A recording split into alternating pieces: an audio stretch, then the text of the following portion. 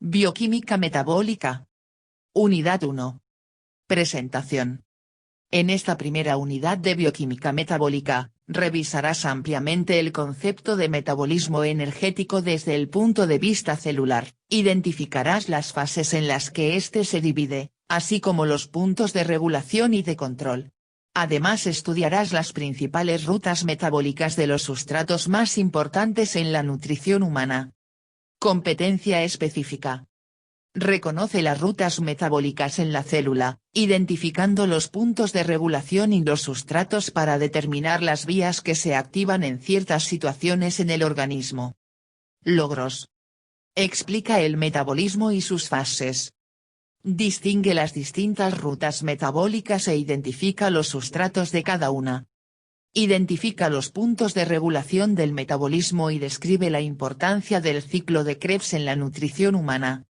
1.1 Introducción al metabolismo energético. El cuerpo humano es una máquina conformada por millones de células, las cuales necesitan absorber y liberar cierta energía para poder llevar a cabo sus funciones vitales adecuadamente. Las múltiples funciones que el organismo humano realiza diariamente, como absorber nutrientes, respirar, caminar, y mantener la homeostasis, son algunas las funciones que no se podría llevar a cabo si las células no transformaran o absorbieran energía. Pero, ¿cómo y de dónde se obtiene esta energía química? 1.1.1 Sistema de producción ATP/ATP.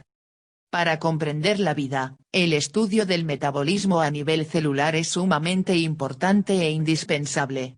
La energía en su definición más simple es la capacidad que se tiene para realizar un trabajo. A nivel celular se necesita de cierta energía para poder llevar a cabo las funciones básicas para la vida. La energía que el ser humano obtiene y necesita para vivir proviene del exterior, es decir, por medio de los alimentos y bebidas.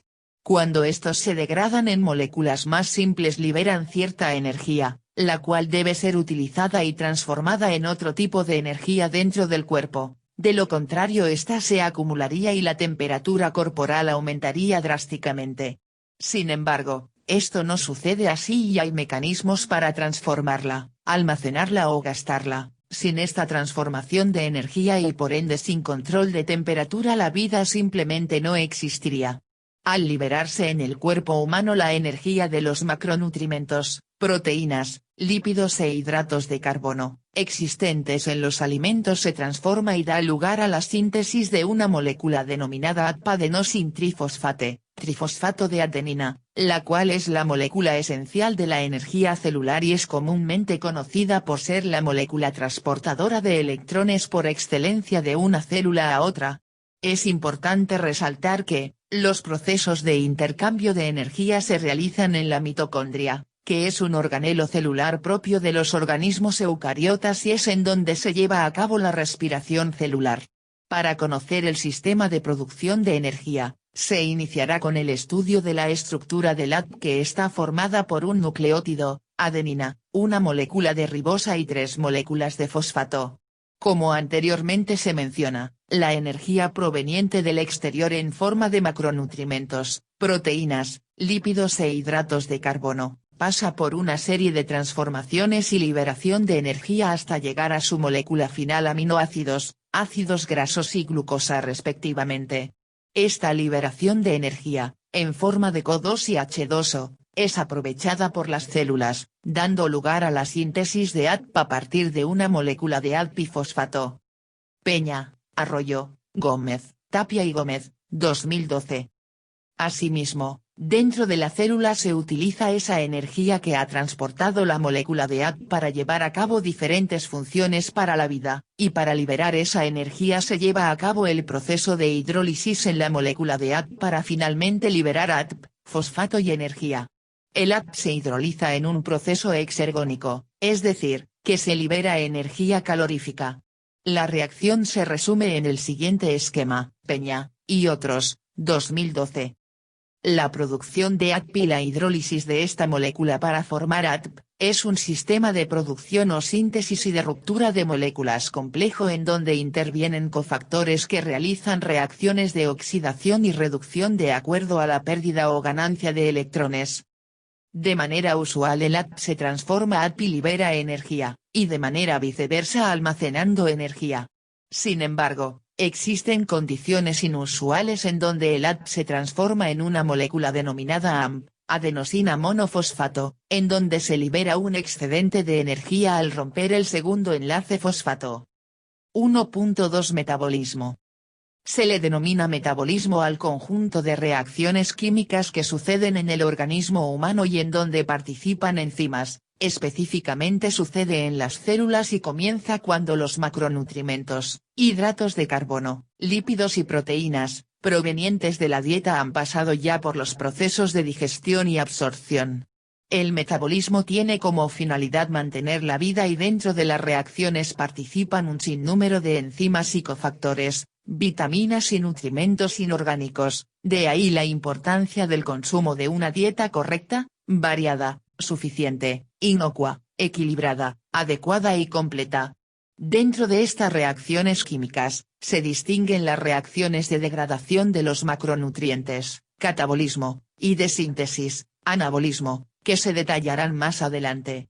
Para su estudio, el término de metabolismo suele dividirse en metabolismo energético y metabolismo intermediario, sin embargo, cabe señalar que no son sus fases, esta simplemente es la división para comprender mejor las reacciones. El metabolismo energético se refiere al estudio de cómo los macronutrientes proporcionan energía y que al final, como ya se mencionó anteriormente, se convierte en ATP.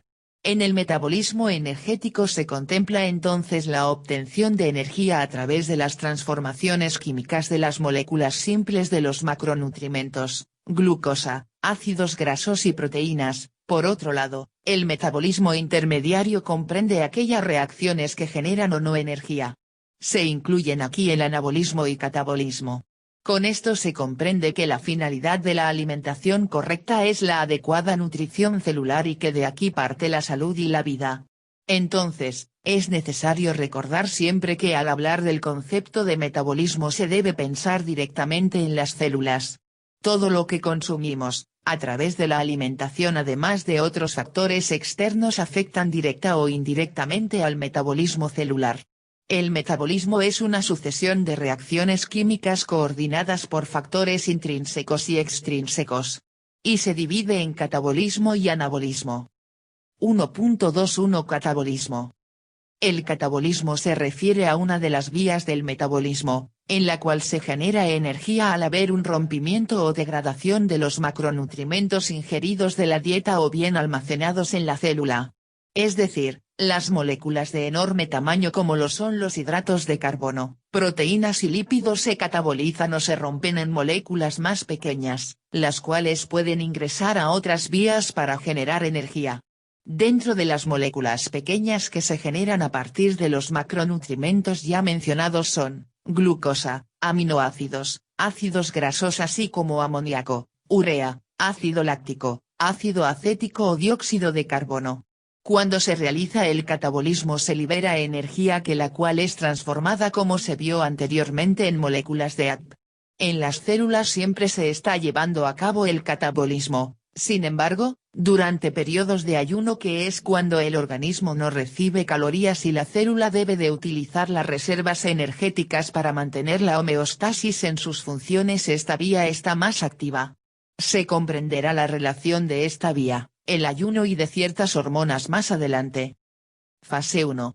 El rompimiento de los macronutrientes genera una gran cantidad de energía en forma de ATP. En esta primera fase del catabolismo participan diversas enzimas y cofactores que aceleran y potencian al máximo la ruta de degradación de las macromoléculas según sea el caso, así se tienen algunas rutas como la glucólisis, proteólisis y lipólisis. Una vez que se haya liberado la energía de cada molécula, continúa el proceso de catabolismo, a partir de estos sustratos, glicerol y ácidos grasos, monosacáridos y aminoácidos. Fase 2. Esta fase comienza con los sustratos de las macromoléculas que se degradaron en la primera fase. Así el glicerol y los ácidos grasos, los monosacáridos y las proteínas pasan por otra serie de reacciones hasta que llegan a producir la molécula de acetil-CoA, la cual pasará a la fase 3 en donde actuará como sustrato para iniciar el ciclo de Krebs. Fase 3. Esta es la última fase del catabolismo, que tiene como sustrato al acetil-CoA y es el inicio del ciclo de Krebs, el cual se explicará más adelante. 1.2.2 Anabolismo. El anabolismo se define como la serie de reacciones de síntesis que ocurren en la célula, mediante las cuales se originan compuestos a partir de sustratos o moléculas más pequeñas, es decir, se construyen bloques más grandes a partir de moléculas pequeñas llamados precursores, los cuales son, aminoácidos, glucosa, ácidos grasos. Estas pequeñas moléculas precursoras dan lugar a macromoléculas como proteínas, glucógeno y triglicéridos respectivamente. En estas reacciones no se libera ATP, sino, al contrario se necesita energía o moléculas de ATP para construir o generar las moléculas de mayor tamaño, por lo que ocurre en esta parte la hidrólisis del ATP en donde se produce la energía necesaria para formar las macromoléculas. Entonces, en el anabolismo hay un gasto de energía y producción de macromoléculas. Caso contrario de lo que ocurre en el catabolismo. Las reacciones anabólicas al igual que las catabólicas están reguladas por hormonas, las cuales se describirán más adelante. Cabe mencionar también que las reacciones se producen simultáneamente y no de forma aislada. Y existen catalizadores de las reacciones en ambas. El anabolismo al igual que el catabolismo, consta de 3 fases, las cuales se resumen en los siguientes esquemas. Fase 1. La primera fase del anabolismo es la tercera del catabolismo. En esta fase los intermediarios del ciclo de Krebs, oxalacetato, citrato, succinil-CoA, y acetoglutarato se convierten en sustratos para formar nuevas moléculas. Fase 2. En esta fase, el acetil-CoA funciona como sustrato para la generación o síntesis de aminoácidos, monosacáridos, glicerol y ácidos grasos. Además, aparte del acetil-CoA el oxalacetato también participa como sustrato para sintetizar únicamente monosacáridos. Fase 3. Con esta fase se concluye la síntesis de macromoléculas, terminando así el objetivo de la vía anabólica. 1.2.3 Anfibólicas.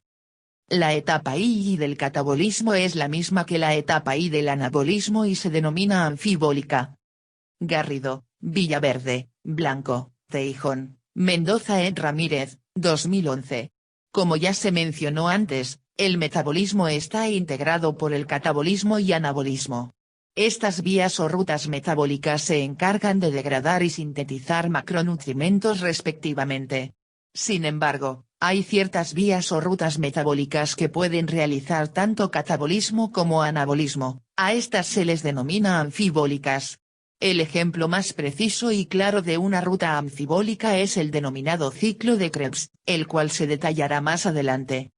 1.3 Rutas metabólicas en la célula. Una ruta o vía metabólica es definida como una serie de reacciones que se llevan a cabo en la célula. En estas reacciones participan enzimas que actúan como cofactores, controlando la reacción, así como algunas hormonas. Como ya se hizo mención anteriormente, entre las rutas metabólicas existen rutas catabólicas, anabólicas y anfibólicas.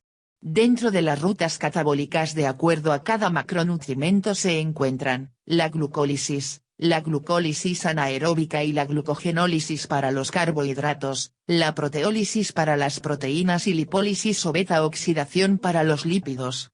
En las rutas anabólicas se encuentran, para los carbohidratos la gluconeogénesis y la glucogenogénesis, y la síntesis de aminoácidos y de triacilglicerol para proteínas y lípidos respectivamente. Y la ruta anfibólica se refiere al ciclo de Krebs el cual se detallará en otro punto de esta unidad. A continuación se presentan las rutas catabólicas y anabólicas por macronutrimento, de manera simplificada para su mayor comprensión. Metabolismo de carbohidratos. Glucólisis. Los carbohidratos son la base de la dieta de los seres humanos. Para su estudio se clasifican en complejos y simples. y dependiendo de su estructura química también pueden clasificarse como monosacáridos y polisacáridos. Los monosacáridos son moléculas simples como la glucosa, maltosa y fructosa. Los polisacáridos son moléculas con estructura formada por dos o más monosacáridos. La glucosa es la principal fuente de energía para la célula. La fructosa y maltosa deben convertirse en glucosa para poder metabolizarse. La glucólisis es la ruta central del metabolismo de la glucosa. En esta ruta catabólica en donde se degrada la molécula de glucosa por medio de la hidrólisis. El objetivo principal de esta vía es la obtención de energía. Y se conoce también como la ruta de Embden-Meyerhof o fermentación glucolítica, Garrido, y otros, 2011. En esta ruta participan enzimas para acelerar las reacciones, algunas de estas irreversibles. Esto quiere decir que son exclusivamente de la glucólisis y que una vez pasada esta reacción la molécula no puede ser reconstruida por esa misma vía. En cada una de las reacciones irreversibles se genera una gran cantidad de energía, liberada en forma de ATP. Para su estudio, la glucólisis se divide en dos etapas. A continuación se ejemplifican de manera sintetizada. División de la glucólisis por etapas. En la etapa 1 de la glucólisis es en donde suceden las reacciones de fosforilización y se genera una gran cantidad de ATP. En la reacción 1 tiene como sustrato a la glucosa, y el sustrato resultante es la glucosa 6-fosfato, es una reacción irreversible, en ella participa la hexoquinasa como catalizador, esta enzima participa también cuando la molécula es maltosa o fructosa. En este paso el magnesio ayuda como cofactor. En la reacción número 2 el sustrato es la glucosa 6-fosfato y el sustrato resultante es la fructosa 6-fosfato. En esta reacción reversible participa la enzima fosfoglucosa isomerasa. En la reacción 3 el sustrato es la fructosa 6-fosfato, al igual que la primera reacción, esta es irreversible, exergónica y es catalizada por la enzima fosfofructoquinasa. Aquí también el magnesio funciona como coenzima. El sustrato resultante de esta reacción es la fructosa 1,6-bifosfato. En la reacción 4, la molécula de fructosa 1,6-bifosfato es catabolizada por la fructosa bifosfato aldolasa, y que genera a dos moléculas la dihidroxiacetona fosfato y el gliceraldehído 3-fosfato. Esta última continúa la ruta. Mientras que la dihidroxiacetona fosfato debe ser catalizada por otra enzima llamada triosafosfato isomerasa para convertirse en gliceraldehído 3-fosfato y poder continuar en la ruta. A partir de aquí, la etapa 2 da comienzo. Teniendo como sustrato al gliceraldehído 3-fosfato para la formación de lactato y moléculas de ATP. Así como de piruvato que es la molécula final de la glucólisis. En la etapa 2, las enzimas que participan son, la gliceraldehído fosfato deshidrogenasa, la fosfogliceratoquinasa, la fosfoglicerato mutasa, la enolasa y la piruvatoquinasa.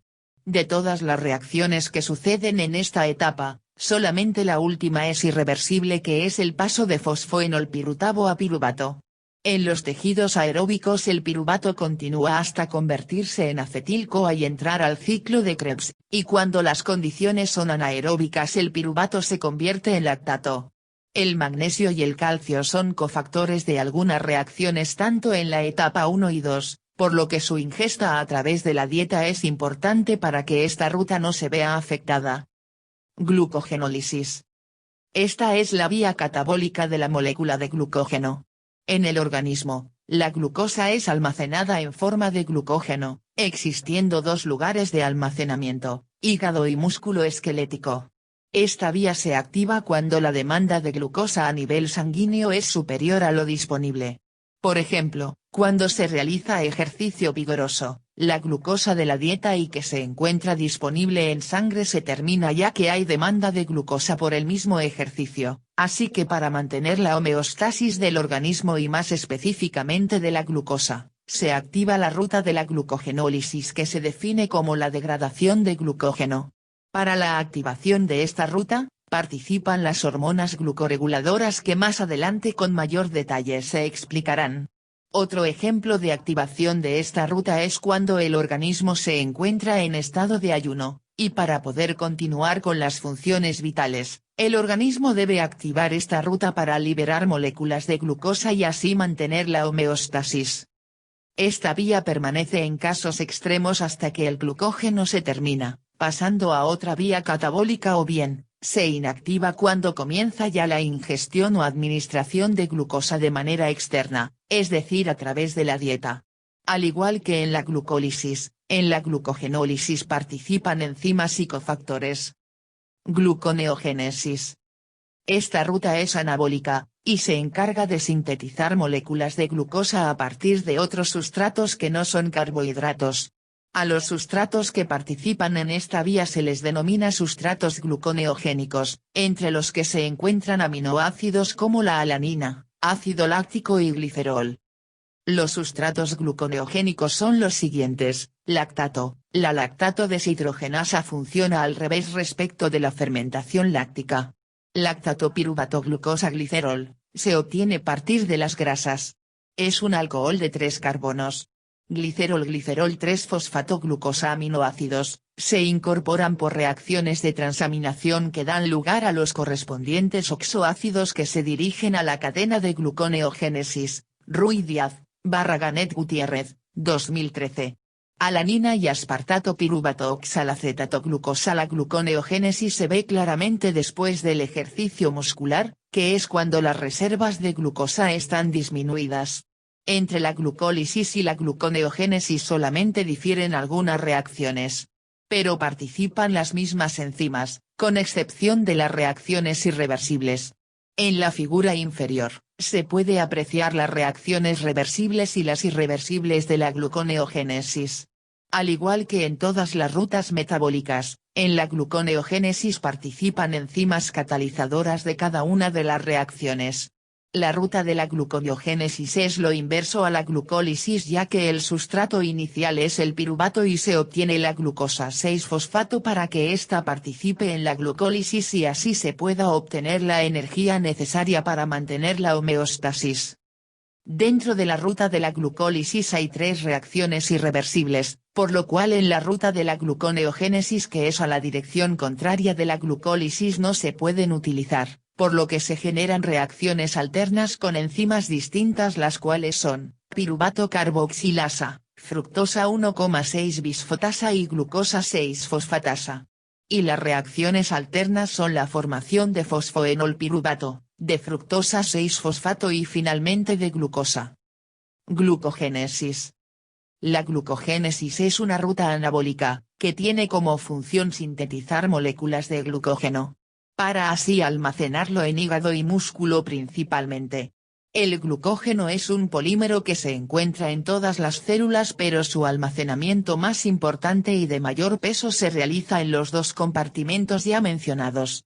En un hombre de 70 kilogramos de peso, el peso del tejido muscular es aproximadamente la mitad y el del glucógeno 245 g, 0,7%, mientras el hígado pesa aproximadamente 1.800 g y el glucógeno que contiene 110 g, 6,1%.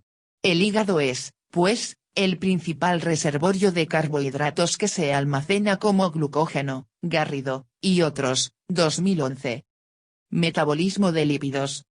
Los lípidos o grasas son una fuente energética bastante consumida por la población y son fundamentales para las membranas celulares, para la formación de hormonas, entre muchas más funciones. Sin embargo, un exceso de este macronutrimento conlleva a serias reacciones adversas a la salud.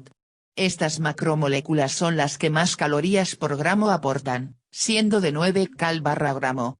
En una dieta correcta el porcentaje de este macronutrimento debe oscilar entre el 25% y 30% del valor calórico total.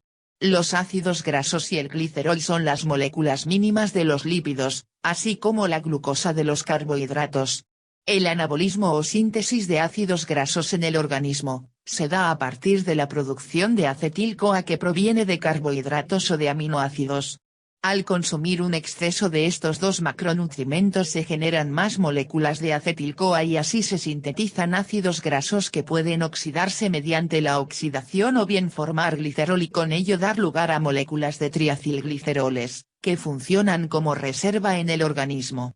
La importancia de conocer estas rutas, es precisamente para poder clarificar y entender el porqué de las recomendaciones de un nutriólogo en cuanto a la cantidad de macronutrientes que deberá consumir un paciente, así también para poder comprender el desarrollo de ciertas patologías y alteraciones clínicas. La B-oxidación consta de 5 principales pasos. La primera es la formación del doble enlace trans-A, B a través de la deshidrogenación catalizada por la enzima acil-CoA deshidrogenasa. La segunda es la oxidación del ácido graso por la enzima acil-CoA deshidrogenasa. La tercera reacción es la hidratación del doble enlace por la enzima enoil-CoA hidratasa para formar 3L-hidroxiacil-CoA. La reacción 4 es nuevamente la oxidación en donde se convierte el grupo hidroxilo en un grupo cetona. Y por último, la reacción final es la tiólisis, la cual consiste en la separación de la molécula cetoacil por el grupo tiol, de ahí el nombre. La molécula de acetil-CoA puede seguir 3 rutas después de pasar por la B-oxidación. La primera es cuando el acetil-CoA se oxida y participa en el ciclo del ácido cítrico dando como resultado una molécula de CO2 y una de H2 o la segunda vía que puede seguir es el de ser precursor para la síntesis de colesterol y otros esteroides. Y por último, en el hígado forma cuerpos cetónicos importantes durante el ayuno prolongado. Metabolismo de proteínas. Las proteínas son largas cadenas formadas por cientos de aminoácidos. Las proteínas de los alimentos aportan 4 kilocalorías por gramo, cuando la molécula es oxidada completamente. A diferencia de los carbohidratos y los lípidos, la función principal de las proteínas es la de mantenimiento, estructura y crecimiento de tejidos y no es la producción de energía. Sin embargo, cuando el organismo carece de carbohidratos y lípidos, las proteínas son la fuente energética. La proteólisis es la vía por medio de la cual las proteínas se rompen para dar lugar a las moléculas más pequeñas, los aminoácidos. A diferencia de los carbohidratos y lípidos, existen ciertos aminoácidos que no pueden sintetizarse en el organismo y son denominados esenciales para el ser humano ya que al no sintetizarse vía endógena se requiere esencialmente que la dieta los aporte. Por otro lado, hay aminoácidos que sí pueden sintetizarse vía endógena por lo que son llamados aminoácidos no esenciales. Debe aclararse que, tanto los aminoácidos esenciales como los no esenciales son fundamentales para la vida y su denominación se refiere únicamente por la cuestión de que algunos pueden sintetizarse vía endógena y otros no. Los aminoácidos no esenciales, aunque provienen de la dieta, pueden ser metabolizados en el organismo, mediante la transaminación y desaminación. En la transaminación se usa el nitrógeno amino de otros aminoácidos. Después de la desaminación, el nitrógeno amino se excreta como urea, y los esqueletos de carbono que permanecen. Después de la transaminación pueden, 1. Oxidarse hacia CO2 por medio del ciclo del ácido cítrico, 2. Usarse para sintetizar glucosa, gluconeogénesis, 3. Formar cuerpos cetónicos, Murray, y otros. 2010. 1.3.1 Puntos de regulación de las rutas metabólicas. Existen en todas las vías metabólicas, puntos para su regulación. Es decir, cuándo deben activarse y de la misma manera desactivarse o inhabilitarse por cierto tiempo para mantener la homeostasis del organismo. Las vías metabólicas obedecen a los cambios que ocurren tanto de manera interna como externa. En respuesta a estos cambios, modificaciones o demandas del organismo, se regulan las vías metabólicas, de manera que aceleran o desaceleran su velocidad e intensidad de acción. Hay rutas metabólicas centrales y otras más particulares, que se activan o desactivan dependiendo del exceso o la carencia de algún nutrimento en particular. Por ejemplo, en el caso del ejercicio, las rutas metabólicas que se activan servirán para la producción de glucosa ante la gran demanda de esta. Hay aspectos que pueden interferir en la demanda o inactivación de ciertas rutas metabólicas, ejemplo de estos son estados fisiológicos y patológicos. Los estados fisiológicos como el embarazo y la lactancia son periodos en donde existe una gran demanda de nutrimentos, y el anabolismo supera al catabolismo. Además de la adaptación fisiológica, hay cambios en el metabolismo para que éste se ajuste y disminuyan los riesgos de alguna deficiencia. En los estados patológicos, el metabolismo también debe de regularse para compensar y tratar de aliviar las enfermedades, regresando así a la homeostasis del organismo. Como se ha mencionado anteriormente, las vías o rutas metabólicas son un conjunto de reacciones, y estas pueden ser reversibles e irreversibles. Estas últimas son las que limitan el funcionamiento de cada vía. Las enzimas catalizadoras que participan en cada reacción, son dependientes de la regulación manejada por enzimas y hormonas, con el único objetivo de poder mantener el buen funcionamiento celular, asegurando que las reacciones se lleven a cabo a una velocidad controlada dependiendo de las necesidades que tenga la célula, y que la vía correcta se active y la otra se desactive. Esto es importante ya que en una célula no pueden estar activadas al mismo tiempo las vías anabólicas y catabólicas de cualquier macronutrimento ya que esto no tendría sentido bioquímicamente. En cada célula o tejido las vías anabólicas y catabólicas deben regularse y coordinarse con las demás células del organismo, así como adaptarse a situaciones de estrés, de ayuno o de ejercicio. Por lo que, el cuerpo humano trabaja de una manera impresionantemente armoniosa. 1.3.1.1 Mecanismos de control. Los mecanismos de control de las rutas metabólicas se dividen en tres: provisión de sustratos, control hormonal y alostérico, enzimas. Estas son las bases. A continuación se detallan cada uno de ellos. 1.3.1.2 Provisión de sustratos. Este mecanismo de control se da cuando en una reacción la concentración de sustrato es un factor limitante para que se lleve a cabo. Así, cuando no hay suficiente cantidad o la concentración de determinado sustrato es mínima, la velocidad de la ruta se ve afectada, por lo que disminuye. 1.3.1.3 Control alostérico.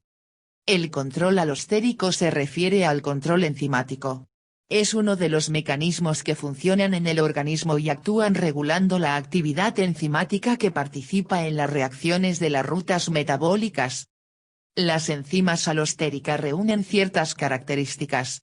La primera de ellas es que son proteínas con estructura cuaternaria, que es uno de los niveles de organización de las proteínas. Su funcionamiento es tan eficaz que delimita su acción solamente cuando se alcanza la concentración determinada de un sustrato, y cuando éste llega a su umbral, la actividad de la enzima aumenta. Las deficiencias en la cantidad o la actividad catalítica de enzimas clave pueden sobrevenir por defectos genéticos, déficit nutricionales o toxinas. Murray, y otros, 2010. La función de las enzimas alostéricas puede verse afectada por medios externos. Los desequilibrios que se generan al inhibir enzimas clave en alguna terapia médica son ejemplo de ello. 1.3.1.4 Control hormonal. En el cuerpo humano, las células por separado no pueden regular a todo el organismo, por lo que existen sistemas de control y coordinación para hacer posible que el organismo se adapte a circunstancias y se recupere después la homeostasis.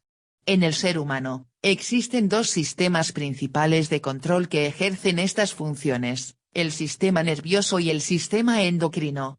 El sistema nervioso envía la información a través de señales eléctricas, mientras que el sistema endocrino lo hace a través de mensajeros químicos denominados hormonas. La palabra hormona proviene del griego y significa poner en movimiento. Las hormonas se definen como secreciones químicas glandulares producidas por un órgano o una parte del organismo, que se trasladan a otro órgano y estimulan o inhiben una función. Ascencio, 2012.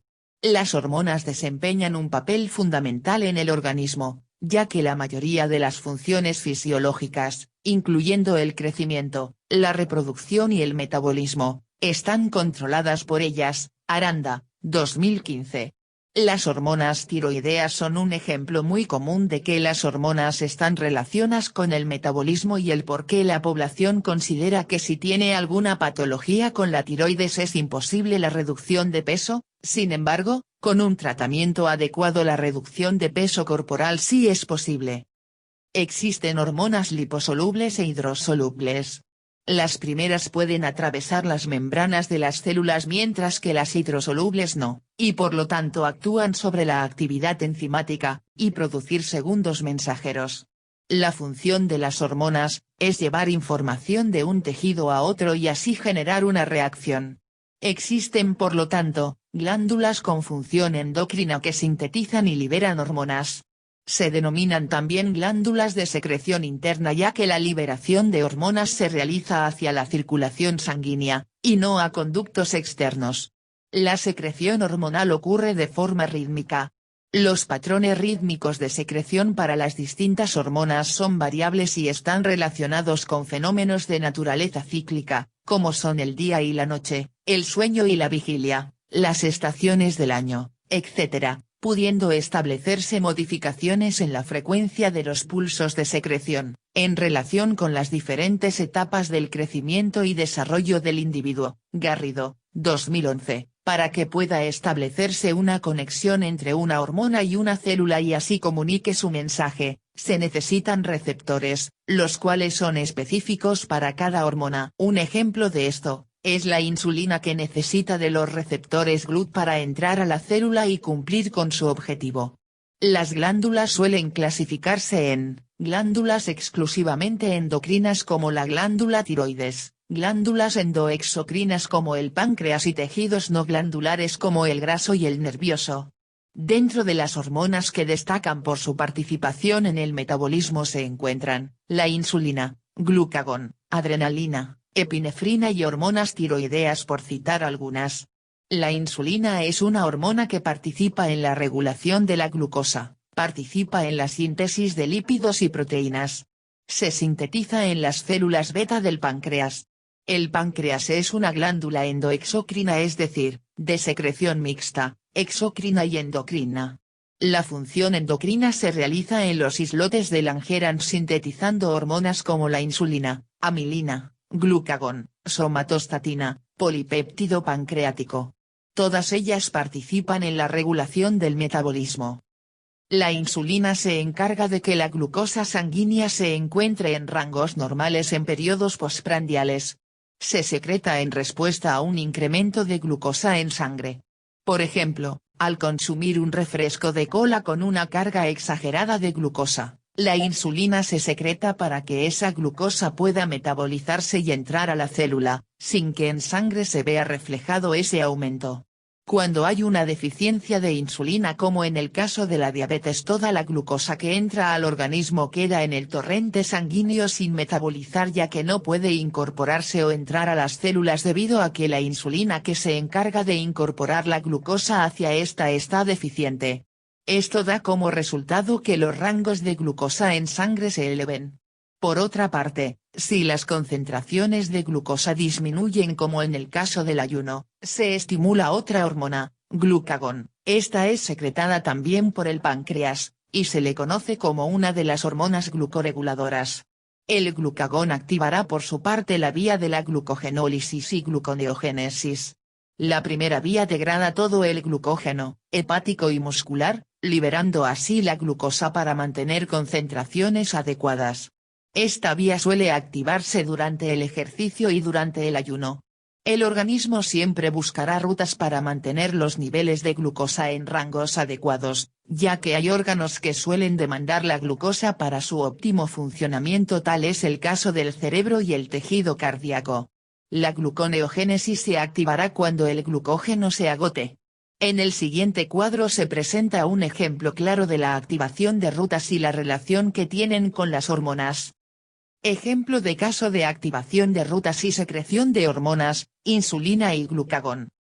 Una persona consume una porción de pasta, carbohidratos, durante la comida. La hormona que se activa inmediatamente para metabolizar estos carbohidratos contenidos en la pasta es la insulina, la cual ayudará a que la glucosa ingrese a la célula y ésta pueda metabolizarse a través de diferentes rutas metabólicas. Después esa persona realiza 3 horas de ejercicio extremo, en donde utiliza toda la glucosa disponible, y así se hace presente la disminución de glucosa en sangre. Esto hace que se estimule la hormona glucagón, la cual durante el ejercicio activa la vía de la glucogenólisis, degradación del glucógeno, y cuando la reserva termina se activa la gluconeogénesis para poder regular la glucosa en sangre y mantener las funciones del organismo sin perder la homeostasis. Si no ocurre este control por medio de las hormonas, se pierde la homeostasis de la glucosa, tal es el caso de la diabetes tipo 2 en donde la insulina es deficiente. La somatostatina, es otra hormona liberada por el páncreas durante la digestión. Su función principal es la de inhibir la secreción de insulina y glucagón. Así también esta hormona está implicada en la regulación de la síntesis y secreción de la hormona de crecimiento. Además de las hormonas ya mencionadas, en el páncreas se sintetizan otras como la amilina y el polipéptido pancreático, las cuales también se ha demostrado que participan en la regulación del metabolismo. En el siguiente cuadro se resumen las hormonas del páncreas y su principal estímulo para su liberación. Hormona secretada, insulina. Estímulo, incremento de la concentración de glucosa en la sangre. Hormona secretada, glucagón. Estímulo, disminución de glucosa en sangre. Hormona secretada, somatostatina. Estímulo, glucosa, aminoácidos, gastrina, colecistoquina, secretina. Las hormonas tiroideas, son otro grupo de hormonas que participan activamente en el control metabólico. La encargada de secretar estas hormonas es la glándula tiroides, la cual está situada en la región anterior del cuello. La tiroxina, iodotironina y calcitonina son las hormonas secretadas por esta glándula, sin embargo, están conectadas y son estimuladas por la tirotropina que es liberada por la hipófisis. Estas hormonas juegan un papel fundamental en la regulación de la velocidad del metabolismo basal o tasa metabólica. El metabolismo basal es el que considera solamente las funciones vitales del organismo como respirar. Para la formación de las hormonas tiroideas se necesita la presencia de yodo en el organismo, por lo que una deficiencia de este nutrimento inorgánico afecta directamente la función de esta glándula. La deficiencia de yodo da lugar al desarrollo del bocio, que se caracteriza por un aumento de tamaño de la glándula tiroides, Fig. 24. Recientemente, también se ha estudiado el papel del tejido adiposo como regulador de energía. La participación de las hormonas generadas por este tejido influyen en el metabolismo y en el apetito, y por ello la importancia de su estudio en este apartado. Por último, uno de los tejidos que participa activamente en el metabolismo es el tejido adiposo. Este se divide en dos, tejido pardo y tejido blanco. El tejido pardo se encarga de regular la temperatura corporal y actualmente se conoce que es un órgano endocrino, ya que produce proteínas que participan en la regulación de metabolismo, la adiponectina. La adiponectina es una hormona secretada por los adipocitos, que participa en la regulación del metabolismo, estimulando la oxidación de ácidos grasos y disminuyendo los triglicéridos. Se relaciona también con un aumento de la sensibilidad a la insulina. Recientemente se ha estudiado la relación que tienen los niveles de esta hormona y la resistencia a la insulina y obesidad, encontrando que mayores niveles de adiponectinas la resistencia a la insulina disminuye, por lo que confiere a estas un papel protector para el desarrollo de diabetes y obesidad. El ejercicio regular aumenta los niveles de adiponectina, ya que se aumenta la cantidad de tejido pardo, por lo que, realizar ejercicio es fundamental para la prevención de estas patologías. El tejido blanco, por su parte, es en donde también se producen otras hormonas que participan también en el metabolismo, convirtiendo al tejido adiposo en general en un potente regulador del metabolismo, dentro de las cuales están la leptina y citoquinas, por mencionar algunas.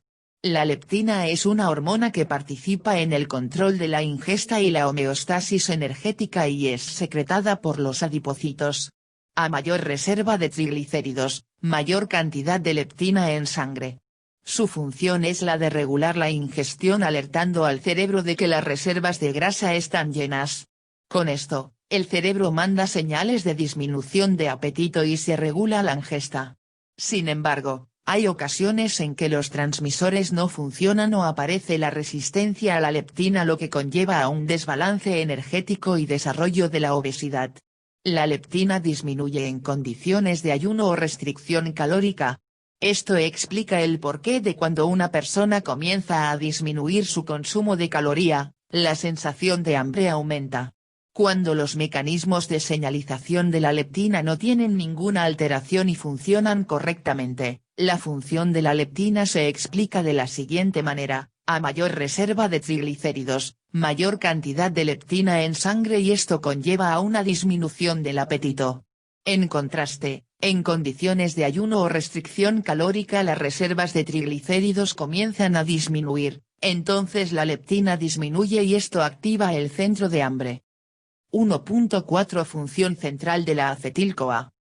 A través de la respiración que se realiza por diversas de las rutas metabólicas mediante reacciones en donde el producto final es el piruvato, es en donde las células obtienen la mayor cantidad de energía. Esto realiza por una serie de reacciones que implican una transferencia de electrones.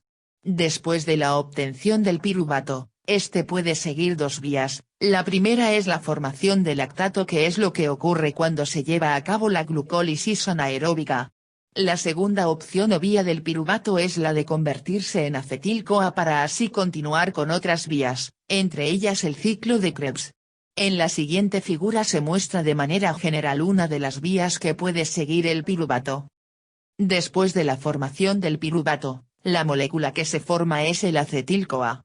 Para que la molécula de piruvato se convierta en acetil-CoA suceden una serie de reacciones de oxidación, en donde participa la enzima piruvato deshidrogenasa, PDH. La reacción de piruvato a acetil-CoA es irreversible. Y es la PDH la que cataliza la descarboxilación oxidativa. La PDH la integran tres enzimas catalizadoras que participan en las vías metabólicas. La formación de acetil-CoA se da a partir del coenzima ACoAs. Este reacciona con los grupos carboxilo provenientes de la descarboxilación del piruvato y, si el grupo carboxilo es acetilo, da lugar a la formación de moléculas de acetil-CoA. La función principal del acetil-CoA es la de transmitir sus carbonos del grupo acetilo hacia el ciclo de Krebs y con ello se pueda producir energía. Estos carbonos son precedentes del catabolismo de los macronutrimentos. Es importante resaltar que un déficit de vitamina B1 está relacionado con una disminución de la actividad de la PDH, convirtiendo esto en una situación grave para el organismo, ya que un exceso de piruvato sin poder convertirse en acetil-CoA toma la ruta de conversión a lactato y se almacena en la sangre, provocando acidosis láctica. La molécula de acetil-CoA puede seguir cualquiera de las cuatro rutas que a continuación se describen, dependiendo de la cantidad que se genere y de lo que el organismo requiera para la homeostasis. 1. Cetogénesis, que es la formación de cuerpos cetónicos como B-hidroxibutarato y el acetoacetato. 2. Síntesis de ácidos grasos. 3. Síntesis de esteroides, colesterol. 4. Oxidación por medio del ciclo de Krebs. 1.4.1 Estructura y formación. El acetil-CoA es una molécula que se forma a partir de la coenzima A-CoA. La molécula de CoA, por su parte, se constituye por un grupo adenina, una molécula de ribosa, ácido pantoténico y un grupo sulfidrilo.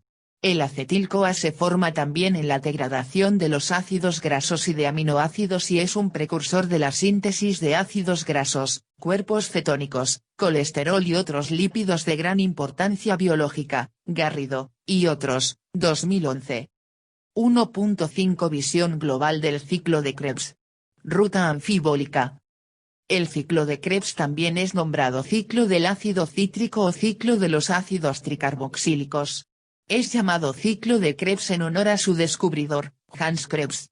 Basó sus estudios en otros grandes bioquímicos, pero fue hasta 1937 que publicó el ciclo del ácido cítrico, lo que le valió un premio Nobel.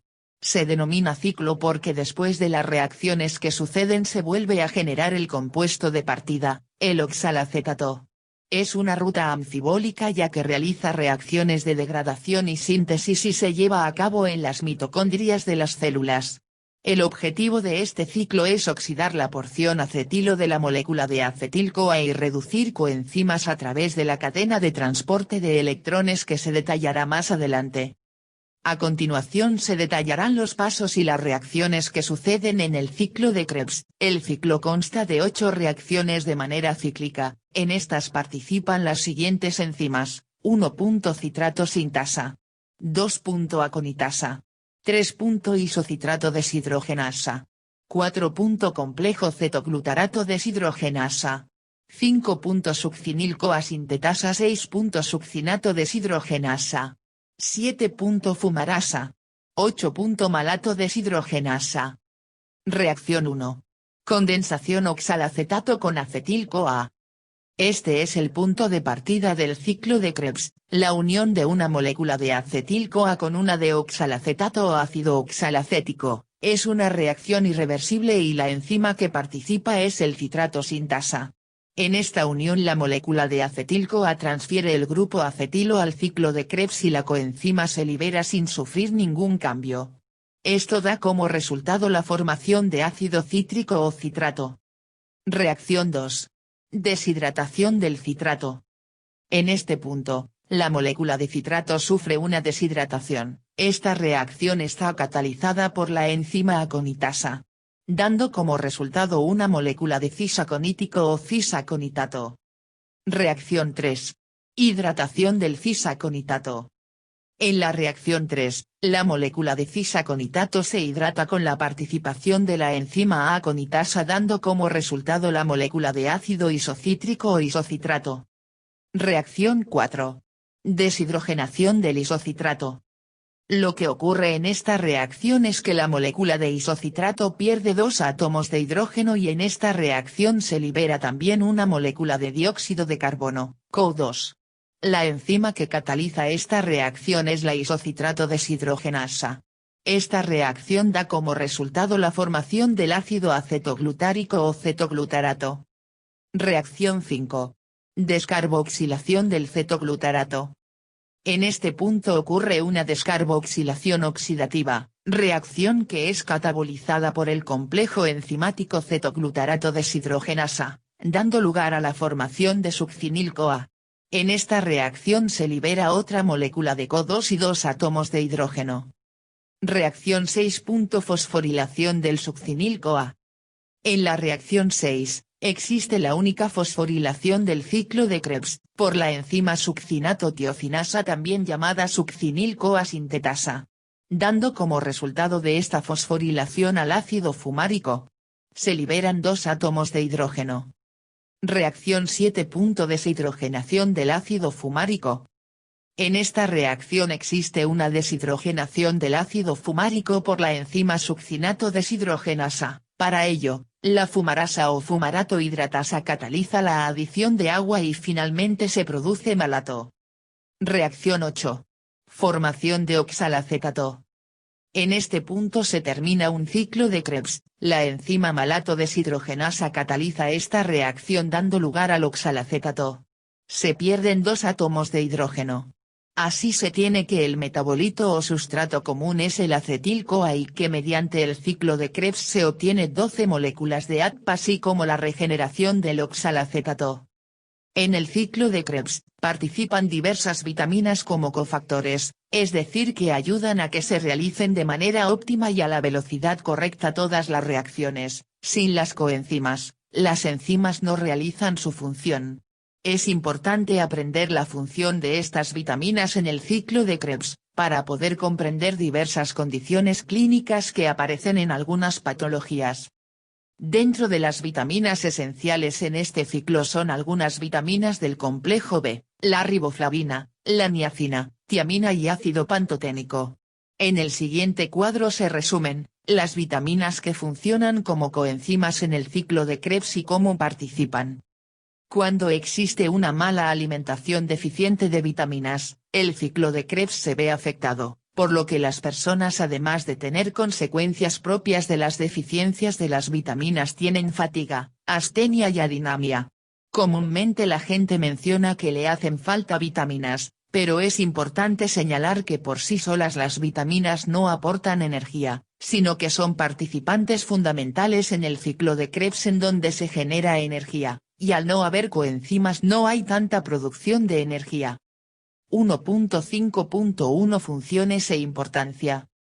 La función principal radica en que este ciclo es la vía común de oxidación de los macronutrientes ya que cada molécula de glucosa, ácidos grasos y aminoácidos se metabolizan hacia acetil-CoA, Murray, y otros, 2010. Muchos de estos procesos ocurren en casi todos los tejidos, pero el hígado es el único en donde se realizan de manera significativa.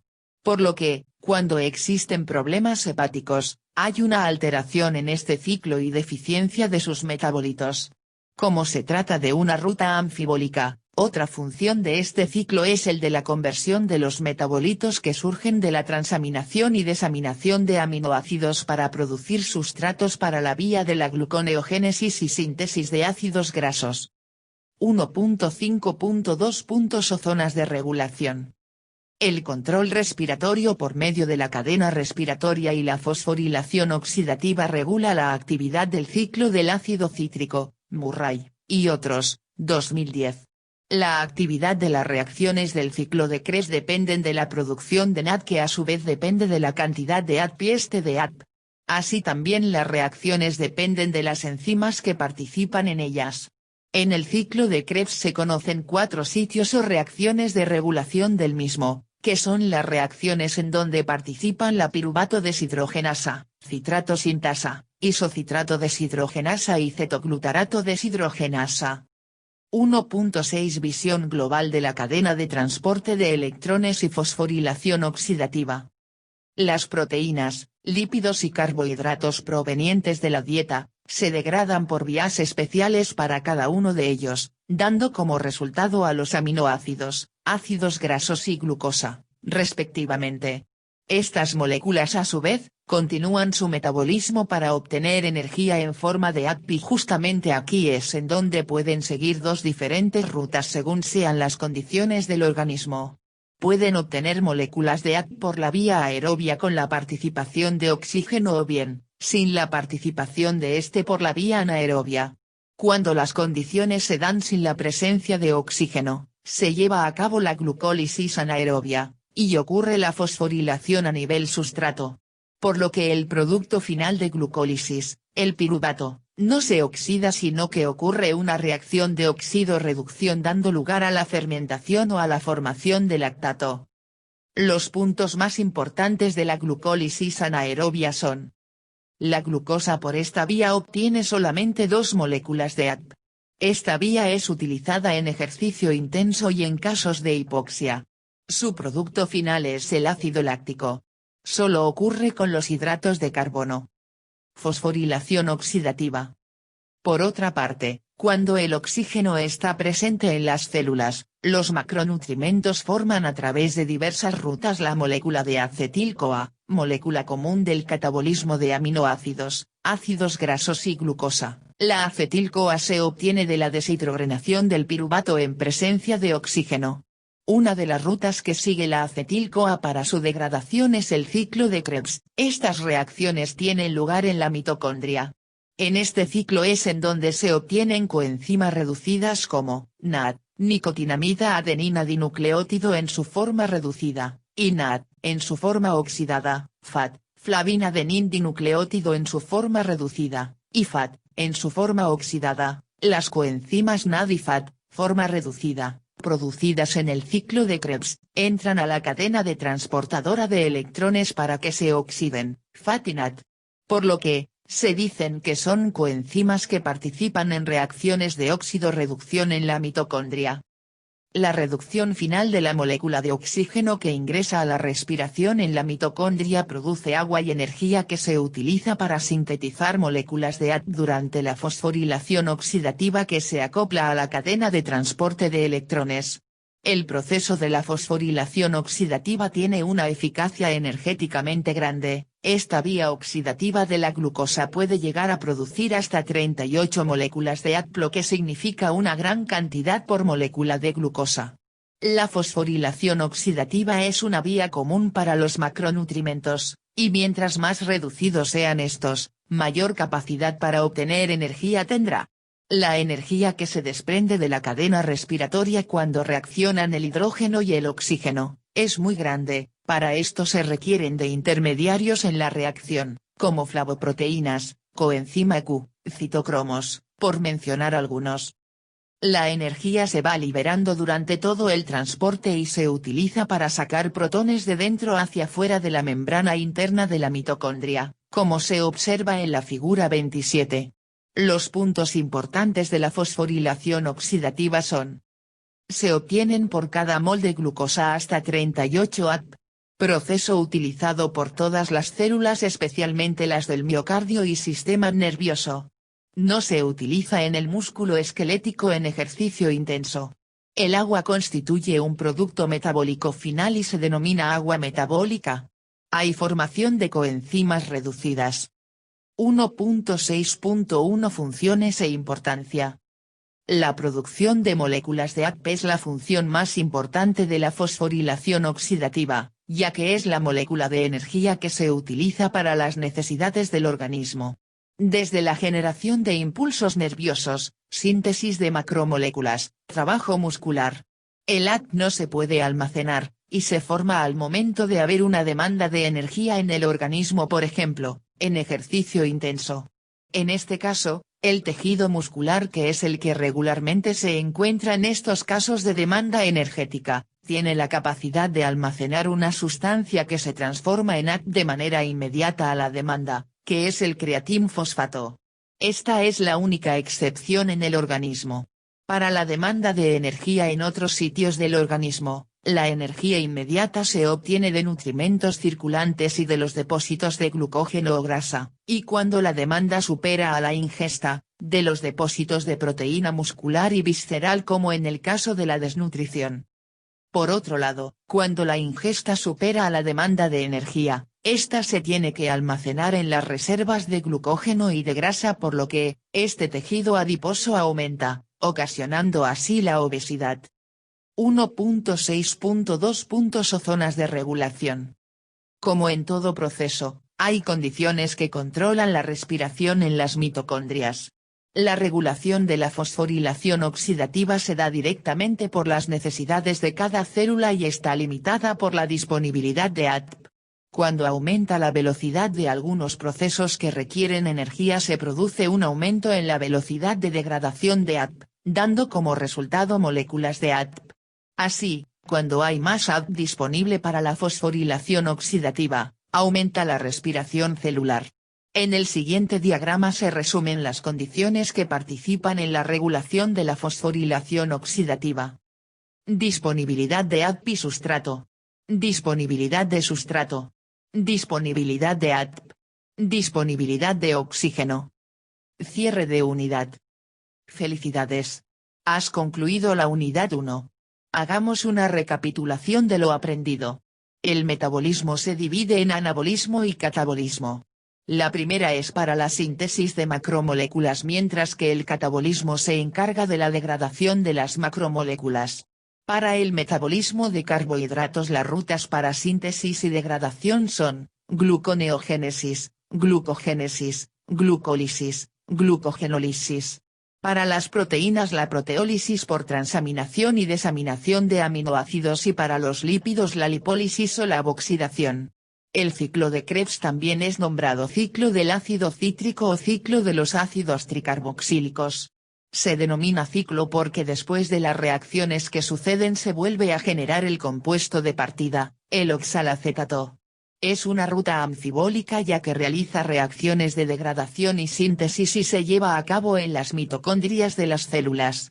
La fosforilación oxidativa es una vía común para los macronutrimentos, y mientras más reducidos sean estos, mayor capacidad para obtener energía tendrá. El proceso de la fosforilación oxidativa tiene una eficacia energéticamente grande. Esta vía oxidativa de la glucosa puede llegar a producir hasta 38 moléculas de ATP, lo que significa una gran cantidad por molécula de glucosa. A partir de los conocimientos construidos, Tendrás la posibilidad de comprender el metabolismo, sus rutas, las enzimas y las hormonas que participan en su regulación para poder analizar los problemas o alteraciones clínicas en el organismo y así ofrecer un tratamiento adecuado y con bases científicas en tu labor profesional.